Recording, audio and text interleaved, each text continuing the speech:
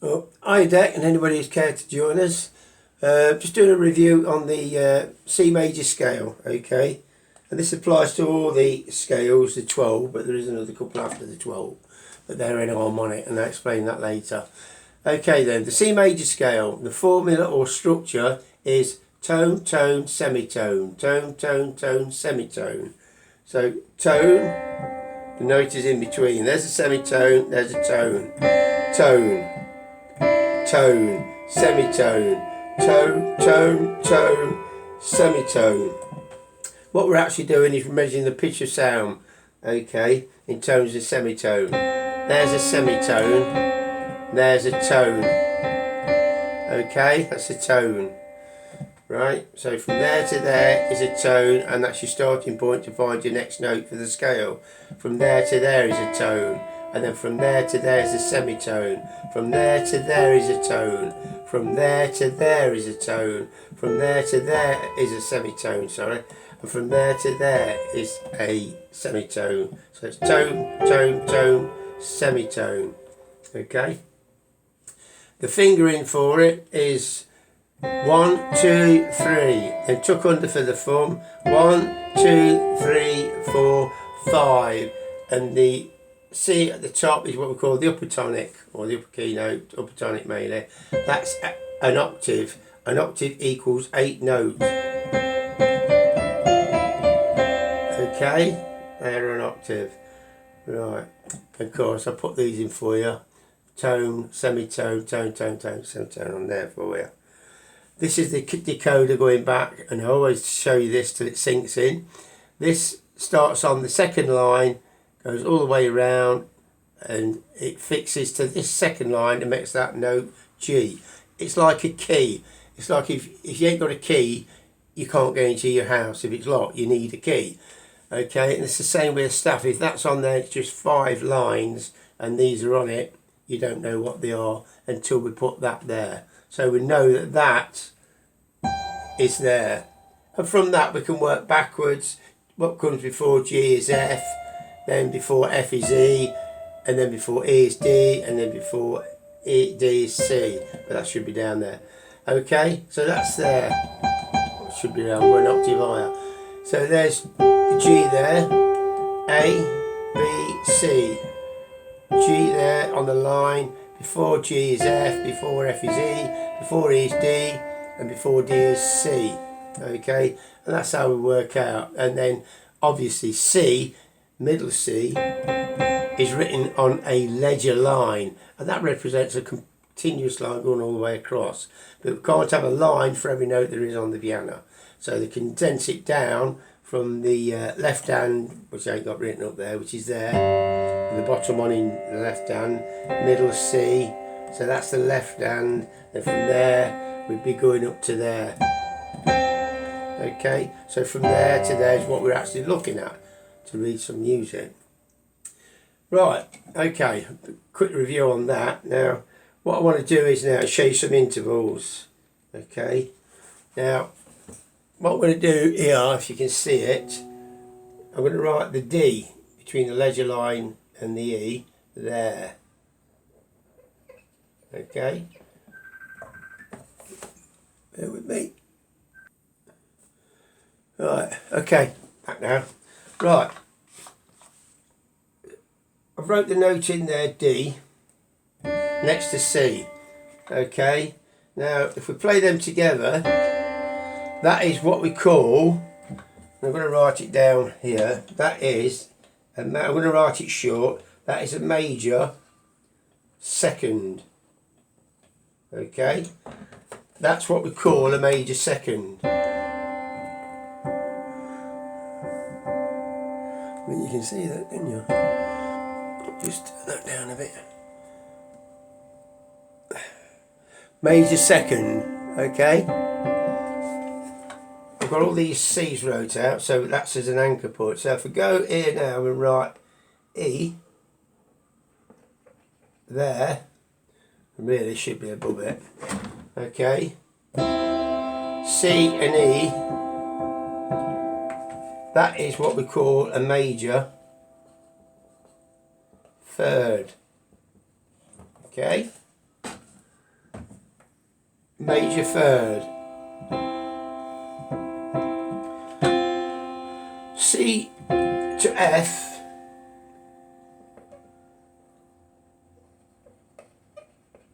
C to F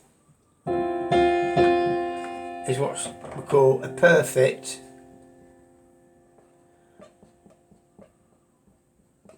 fourth. Okay, that's a perfect fourth. Okay, if we go C to G,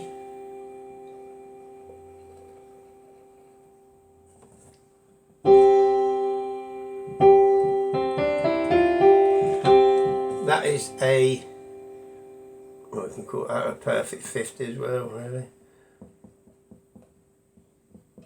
Perfect fifth or fifth. We go C. If we go C to A,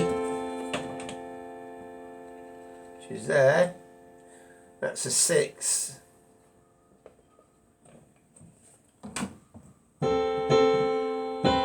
If we go C to B,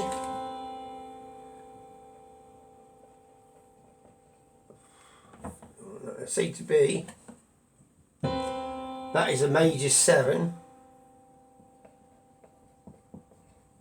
major seventh, and then we're back to C, and that is an octave.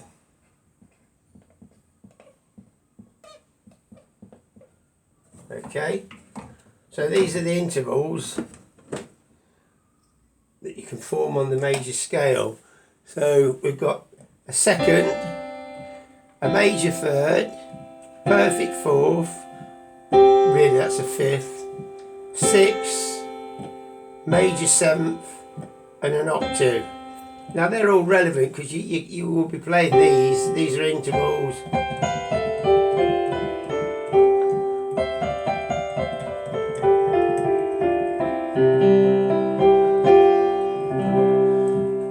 That you'll be playing in music, so you'll learn them, and they're the same on every scale in the keys. If you're doing the scale of G, you'd have G to A, the second, major third, perfect fourth, fifth, a sixth, a major seventh, and the eighth, which is an octave. So it works on every key that there is, okay, exactly the same, right? So they're the intervals that we form on the scales. Okay, working from the C major scale, and this works on all the scales. If we play the note C, miss a note, play E, and then miss a note and play G, that's what we call, obviously, the major triad. It's a triad. Anything with, it's called a triad's got three in it. So that's a major triad, just a C chord. Okay? Now if I was to stack these here, should have done them open probably. In actual fact I'll do that. Do it open, I think. Okay, that's better. Right, so if we take the first, and we take the third degree of the scale, E, and then take the fifth degree of the scale, okay, we've got a chord, and that's a triad, and that is C major, okay, that's C. We don't have to write the C major, just the chord C. Now if I move up one, we've got there, and if I write them in, that's D on the second, F and A. So if I write F and A above,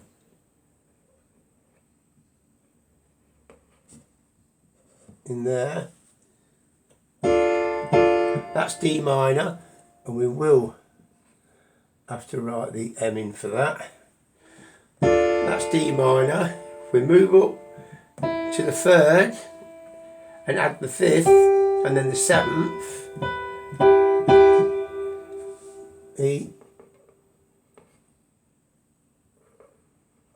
I don't like writing with these boards, I can't get on with me when I'm at this angle. So that there is E minor. E minor. Well, it should be the little M really. E minor. And move them all at one. F, A, C. There's the F. Put the A in. Then put the C in.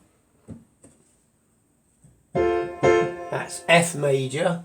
But we don't write the F major, we just put the F. Then if we move up there again, we've got G, B, D again. Add the notes above them.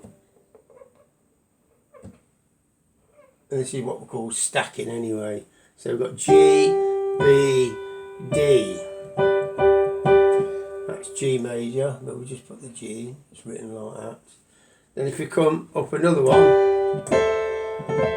A, which is the 6, and add the two above, C and E. Oops, and E. Get that there. That there is A minor. A minor. Then we come there, which we've not talked about these, but that one there is B diminished. B diminished. Okay. We're going to put it in, which is D. Which is B, D and F. And the last one is the same as the beginning, which is the upper tonic. So we've got C, E and G, which sits just on that top of that line there. So we go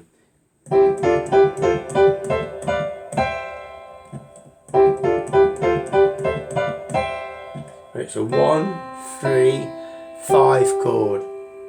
Okay, so you play it with your 1, your 3rd and your 5th. Keep them up and just move up 1.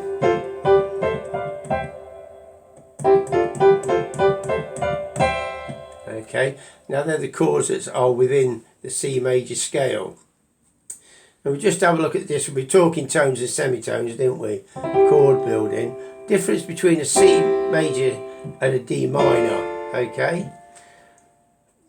From C to D is a tone, and from D to E is a tone. So the first interval of this chord is a major 3rd. Okay, it's a major 3rd.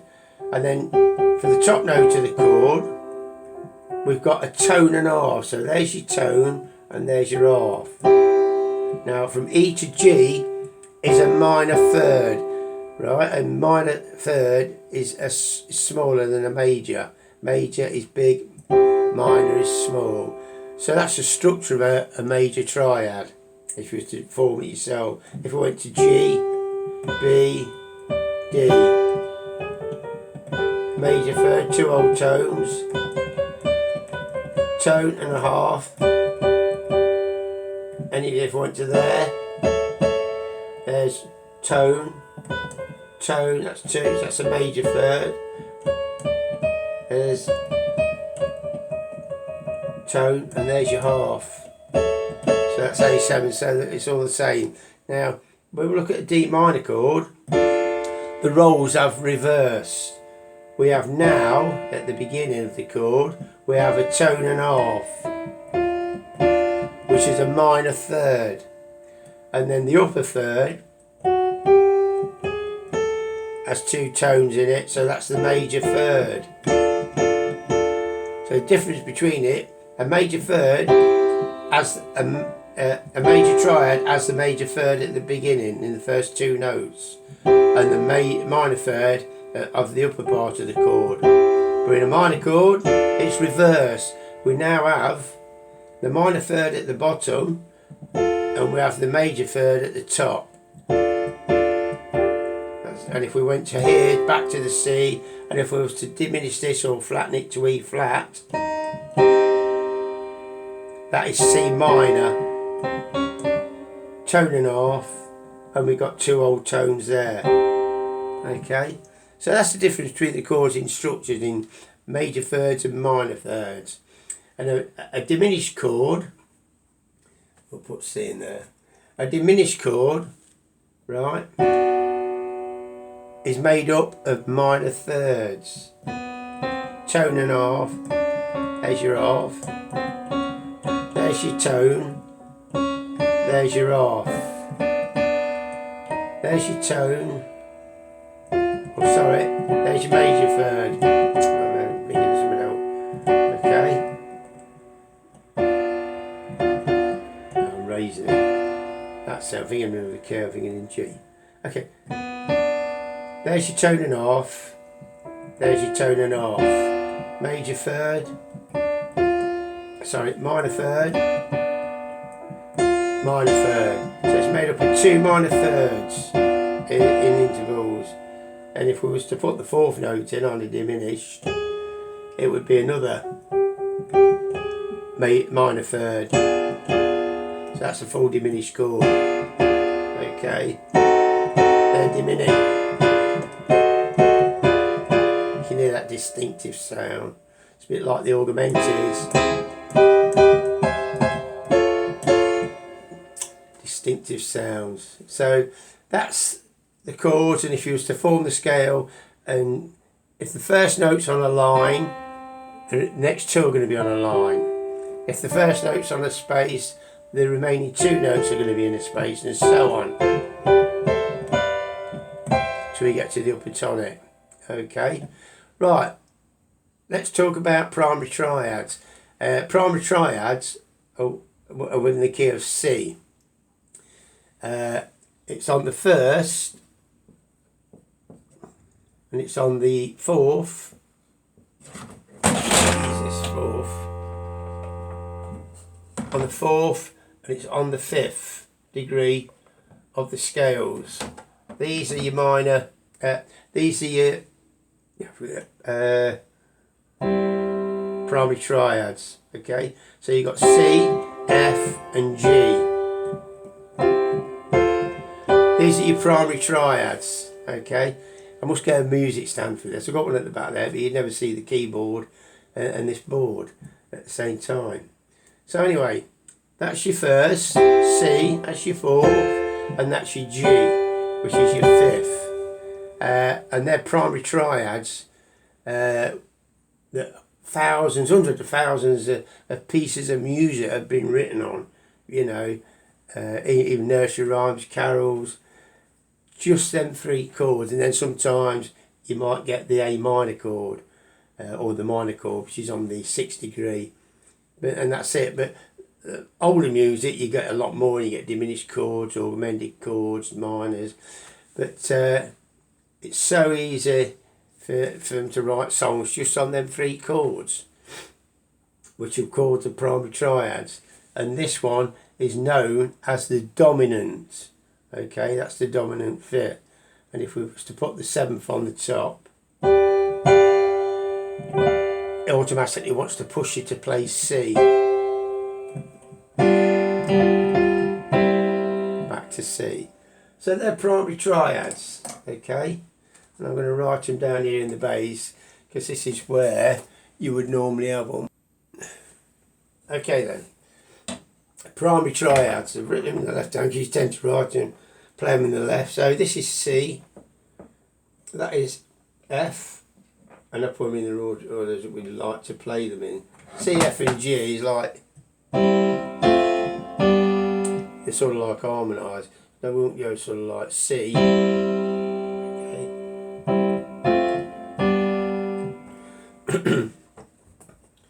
What we've got here, we've got the ledger lines, and we work up. That's G, which is there. It's the one after the decoder. The line is A. The space between the last line and the first ledger line is B.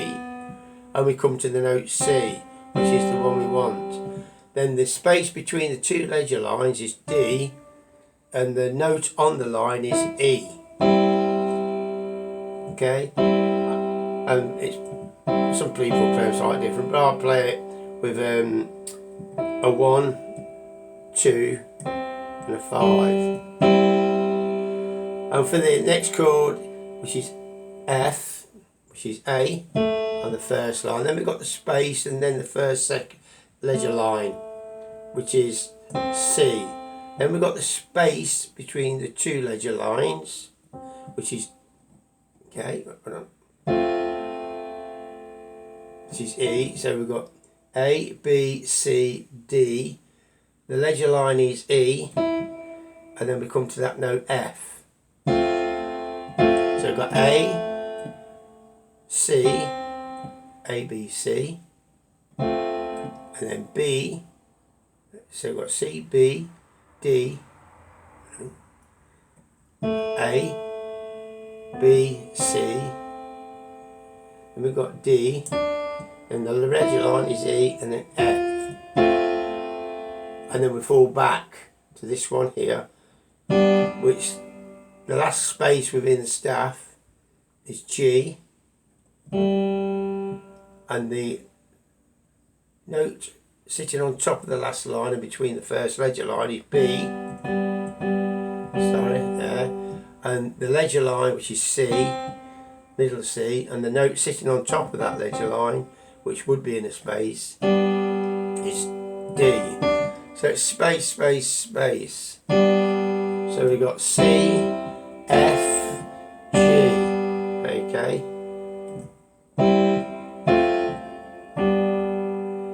Now these are primary triads within the key of C, and it works the same in every key, okay. I play that was a 1, 4, 5, okay, and then there's not much movement to go across. I just move them to A and F, okay. Or you can play it with a 1, 3, 5, and then I drop down and play it as a 1, 3, 5 there.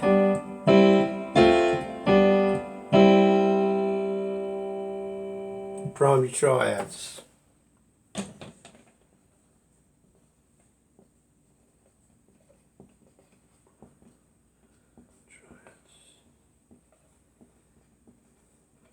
Of course, triads is 3, okay. That's that. I'll put that up there. Okay then, inversions, okay. Now on a triad, you can only invert the chord twice. We know what it is now, we formed it on the scale of C. Now that's the tonic or root note of the chord. Now if we move that an octave higher and play it there, and omit that, that is the first inversion. Put second there, first inversion. Look that in a minute. Okay, I'm back. Keep getting distracted with different things. Doorbells and that going, and phones. Right, okay. On a major chord, or triad, major triad, you can only invert the chord twice before you're back to root position. Okay, there's C, which is root position. The tonic's at the bottom, okay? Now if we take the C and play it and move it there, take it 8 notes higher, the octave, then we've got the first position of C major, which is E, G, C. Then if we do the same with the E and take that up to the top, okay, that is the second inversion on C, the triad C, right? And then if we do the same with G, take that again up 8 notes higher, we're back to root position, an octave higher, okay? So you can only invert a triad twice before you're back to root position, okay? Now that's the C chord, okay? That's C, okay? You can see there, C. It's the C chord anyway. Well, that's going to probably go in here, C. Okay, inversion first, second and third, okay? I'll do that for you now. Okay, here's the F major, or F triad, F major triad, okay? So F in root position, F at the bottom. Now if we do the same as this as we did to the C, we can get the first inversion. Take the F up to 8 notes higher, which is an octave. That's your first inversion, okay? Now if we do the same again with the A and take that up 8 notes, that's your second inversion position on F. And if we do the same again, take the F up, C up, which is the top note there, which is F, A, C. And these are obviously the ledger lines. We've got the first line there, which is F, the space is G, the line is A, the space is B, and the ledger line is C. So that's that, which is the F major triad or major chord, and you can only invert any triad twice before you're back to root position, an octave higher. I'll do the G. Okay, it's the G chord. Again, it's the same principle. It's exactly the same thing as we did on C and F. You've got G in root position. You take the G, take it 8 notes higher. There's the G major triad in its first inversion position. If we take the B and move that 8 notes higher, an octave to there, there's your second inverted position. And if we take the D and take it up 8 notes an octave higher, we are back to root position, an octave higher.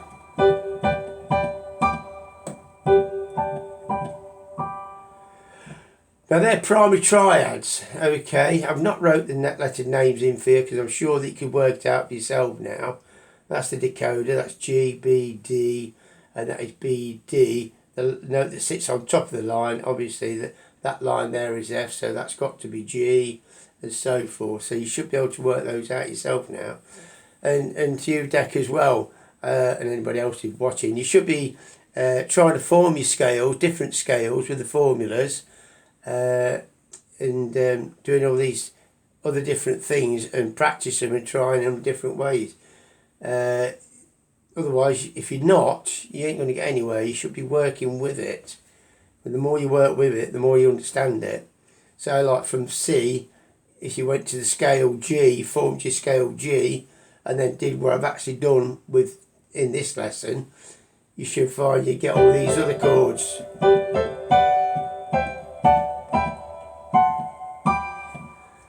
And be able to work them out and so forth, and do your inverted positions. Primary triads are important chords because they wrote 9 songs on different things. Beatles have done thousands upon thousands of songs using the primary triads and using the 6th note, which is the A minor chord, into the process of it, you know.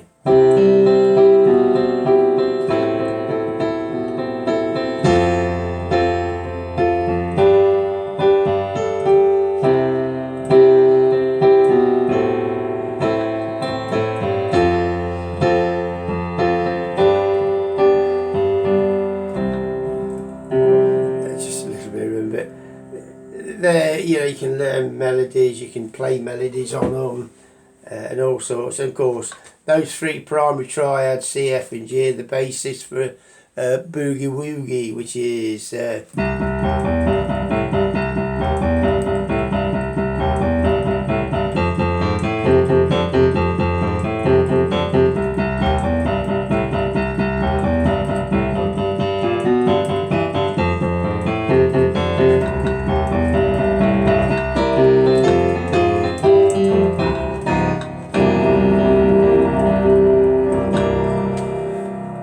Boogie Woogie, and then you have to improvise in your right hand if you want to use different riffs on that sort of stuff. Or you can learn Boogie Woogie from Albert Amon's and other big giants of Boogie Woogie who've composed stuff for it.